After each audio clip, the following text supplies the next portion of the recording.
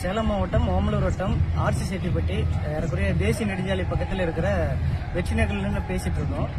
இங்க பல ஆண்டு காலமா இங்க வந்து இந்த மயான சுற்றுச்சுவர் வசதி இல்லாதனால இங்க ஏறக்குறைய நிறைய குடும்பங்கள் இங்க வசித்துட்டு இருக்கோம். இங்க பள்ளி கல்லூரிகள் நிறைய போயிட்டு வந்துட்டு இருக்காங்க. இங்க நர்சிங் கல்லூரி இருக்கு. அது இல்லாம இங்க ஸ்பின்னிங் மில்ல ஏறக்குறைய நூற்றுக்கணக்கான தொழிலாளர்கள் இதுல வந்து இந்த பாதையில போயிட்டு வந்துட்டு இல்லாம செயல்படக்கூடிய ஒரு மிகப்பெரிய இங்க ஒரு மில் இருக்கு, நர்சஸ் ஸ்பின்னிங் மில்லு.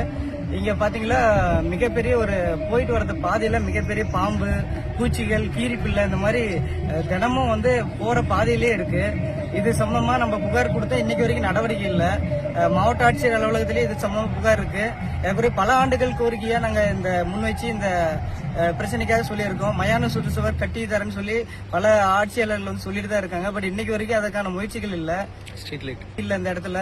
இது வரைக்கும் லைட்டே இல்லாம மிகச்சிறந்த ஒரு சமூக விரோதிகள் கூடாம இது மாறிட்டு இருக்கு.